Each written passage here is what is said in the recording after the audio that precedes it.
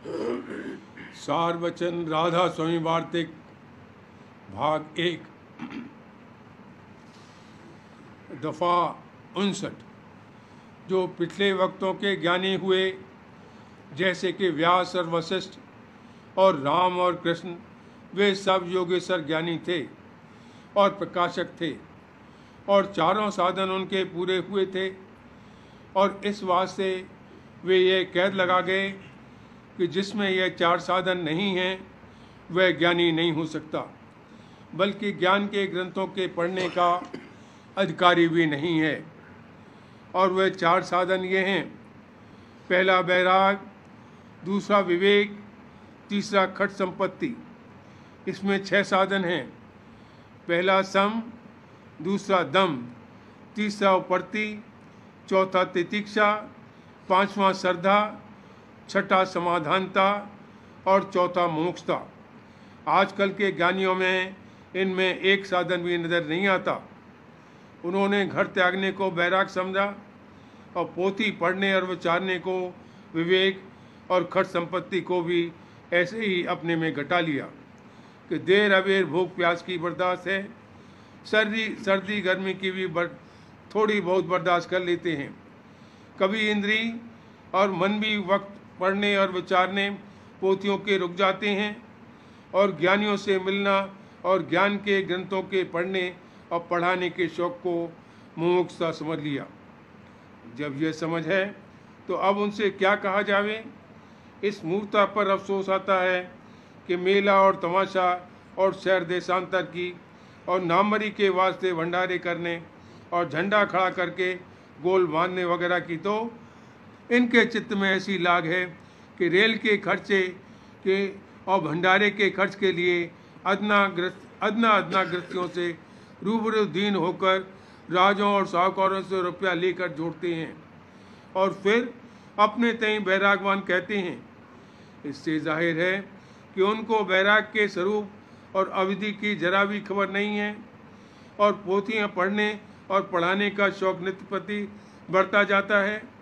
तो आश्चर्य आता है कि ये कैसा ब्रह्मानंद इनको प्राप्त हुआ कि जिससे जरा भी मन इनका नहीं बदला, और जो पूछो तो कहते हैं कि ये काम हम उपकार के वास्ते करते हैं। ये कहना उनका साबित करता है कि उनको यह भी मालूम नहीं है कि उपकार किसका नाम है। जो कोई ज्ञानी है वह जीवों के कल्याण करने के लिए समर्थ होना चाहिए।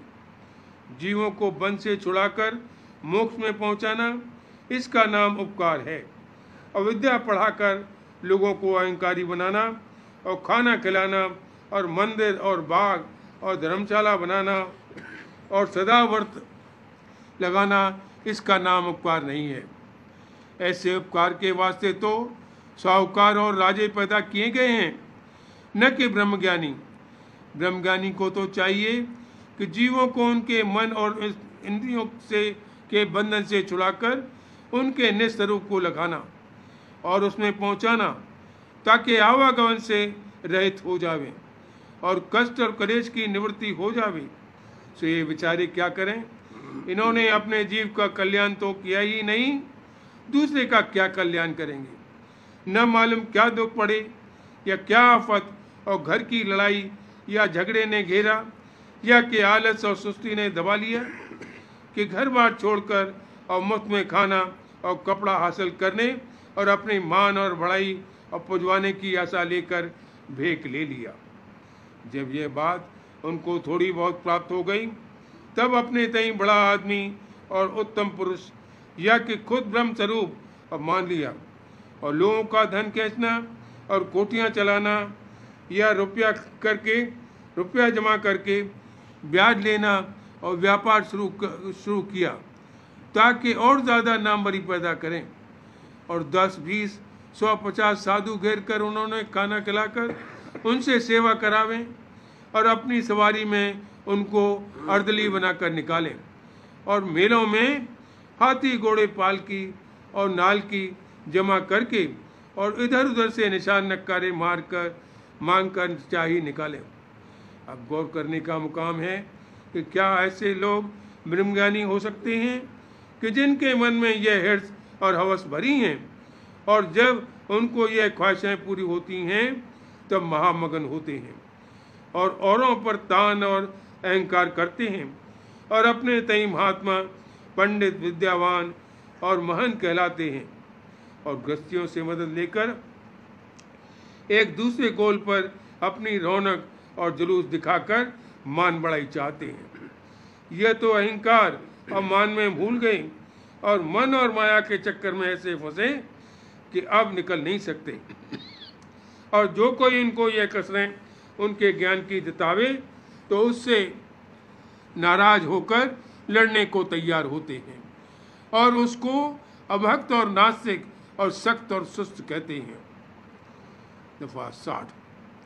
अब गौर करना चाहिए कि ऐसे ज्ञानियों में और तीर्थ और मूर्ति पूजा करने वालों में क्या फर्क किया जावे, बल्कि यह बेहतर है कि वे अनजान हैं और समझाए से समझ सकते हैं और वे जो ज्ञानी हैं जानबूझकर माया की तरह मुतवद्दे हो जाते हैं और समझाने वाले को नादान और ईर्ष्यावान कहकर उसका वचन नहीं मानते।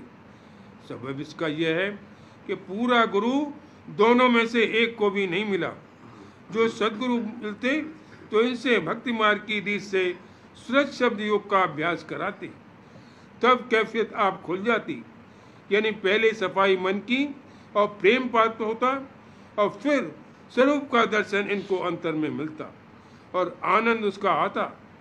तब इस मृत्यु के लोक भोगों की वासना और आशा न उठाते और ऐसे रगड़ों और झगड़ों में जिसमें वे यह लोग फंसे मालूम होते हैं न पड़ते।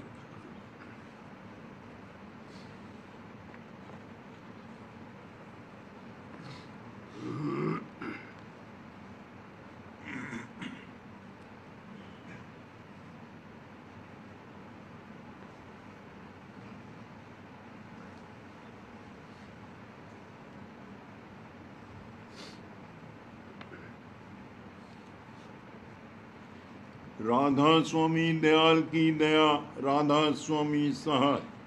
प्रेम पत्र राधा स्वामी, पहला भाग, वचन पहला। शरण की महिमा। राधा स्वामी दयाल को कुल मालिक और सर्व समर्थ और कुल दयाल और सर्व प्रेरक समझकर उनके चरणों की शरण इस तौर पर लेवे कि जो काम करे उसका फल मौज पर रखे, जैसी मौज हो उसमें राजी हो और जिस कदर बन सके भजन, सुमिरन और ध्यान और पोथी का पाठ और सेवा और सत्संग करता रहे और भरोसा दृढ़ करके दया का रखे। इतने में कुल जीवों का जो इस तौर पर बर्ताव करे गुजारा मुमकिन है।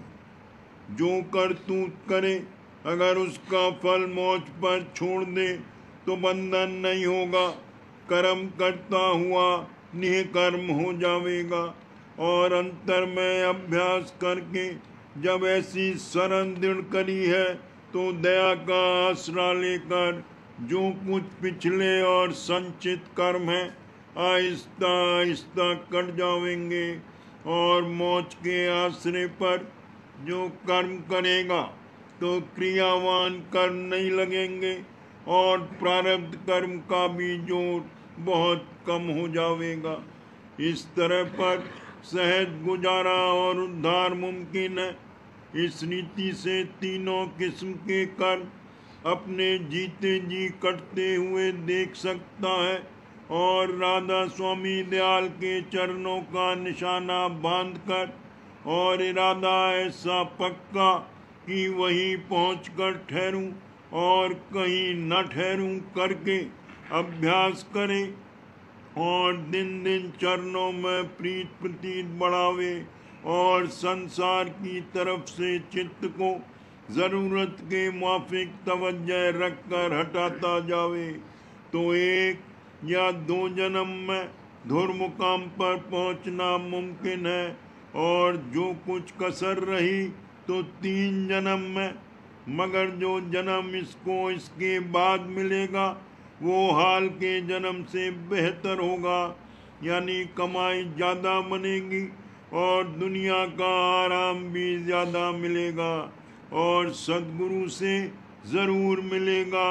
और उनका सत्संग 1-2 रोज़ करने में ही इस जन्म की कमाई खुल जाएगी और जितने दिन की चोला छोड़ने और देह धरने में गुजरेंगे तब तक ऊंचे स्थान पर रहेगा और सद्गुरु के दर्शन और वचन मिलेंगे और फिर दूसरे जन्म में भी दर्शन सद्गुरु के मिलेंगे और सत्संग भी मिलेगा और जिस कदर की कमाई पहले जन्म में कर चुका है उसके आगे से कमाई करना शुरू करेगा। इस तरह पर जन्म धरने में किसी तरह का हर्ज और नुकसान नहीं है, बल्कि खुशी की बात है कि काम पूरा होवे और धुर्त मुकाम पर बासा पावे। ये शरण जिसका जिक्र ऊपर हुआ दर्जा अव्वल की शरण है। हर एक शख्स को चाहिए कि इसके मुआफिक शरण लेवे और अभ्यास करे। जिस दर्जे की शरण होगी उसी कदर फायदा जीते जी और अंत समय पर मालूम होगा। शरण में दर्जे बहुत हैं, मगर अपनी परख की किस दर्जे की शरण हासिल है आप कर सकता है। यानी जिस कदर मौज पर राजी हो और जिस कदर दया का भरोसा करके अभ्यास में लगे उसको मालूम करके परख हो सकती है। पूरी शरण वाले का एक ही जन्म में काम बनेगा और बाकी जिस कदर शरण कम होगी उसी कदर देर होगी। जैसे कि सूरत हर एक देह में बैठकर कुल देह की कार्रवाई अपनी धारों की ताकत से करती है और कुल देह में प्रेरक वही है। इसी तरह से राधा स्वामी दयाल कुल सुरतों के ताकत देने वाले और प्रेरक हैं और हर एक के घट में अंग संग मौजूद है। इससे उनका सर्व समर्थ होना साबित है। फिर इस तरह प्रतीत करने में कोई दिक्कत मालूम नहीं होती है, लेकिन मन का कायदा है कि ये अपनी चतुराई और तदबीर से बाज नहीं आता और पूरा पूरा भरोसा राधा स्वामी दयाल की दया का नहीं करता।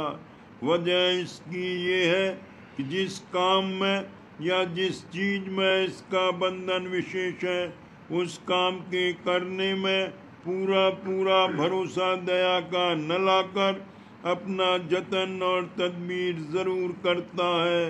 और जो इसकी मर्जी के मुआफिक काम न होवे तो रूखा फीका या दुखी होकर ऐसा ख्याल करता है कि अगर फला तदबीर करता तो काम दुरुस्त होता या फला बात के मेरे करने में कसर रह गई और मौज को भूल जाता है और उसके साथ मुआफ़क़त नहीं करता। जो ऐसे मन है वो पूरी तौर पर शरण का भरोसा नहीं रखते।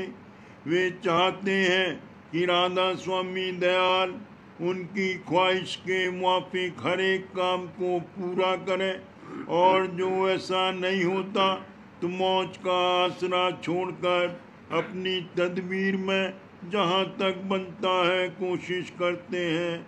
ऐसी शरण कसर वाली है, मगर जो इरादा पूरी शरण लेने का सच्चा और पक्का है और मेहनत और अभ्यास करता रहेगा तो एक दिन पूरी शरण हासिल हो जाएगी।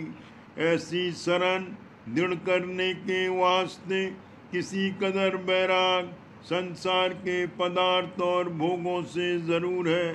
ज़रूरत के मुआफिक चाह उठानी चाहिए और फिजूल और बेज़रूरत चाह जिस कदर हो सके रोकनी और हटानी चाहिए।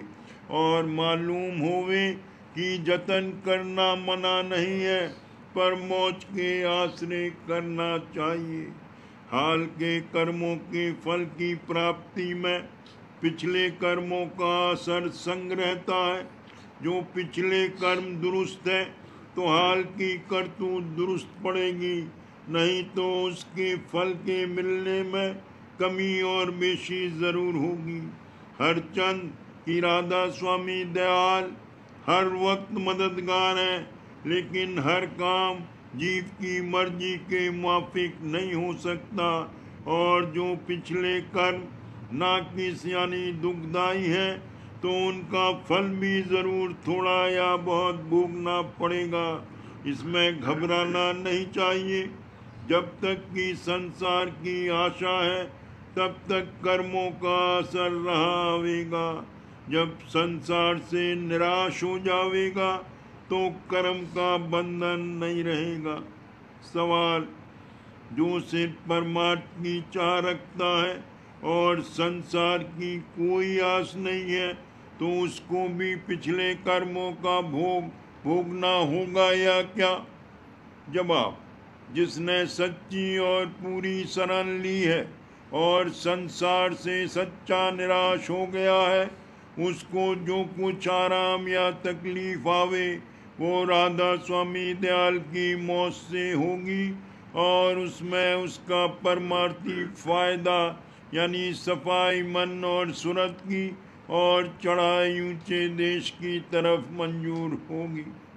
सवाल: जब कोई शरण में आ गया तो क्या फिर भी काल के साथ डोरी लगी रहेगी?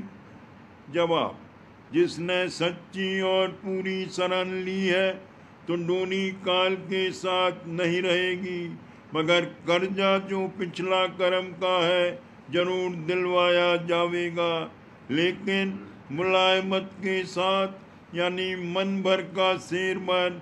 और ऐसा जीव आइंदा को यानी हाल के जन्म में काल से व्यवहार नहीं बढ़ावेगा, और काल के साथ व्यवहार से ये मतलब है कि संसार के भोगों की आशा मन में रखकर उनकी प्राप्ति के लिए जतन करना और मौज का आसरा छोड़ देना।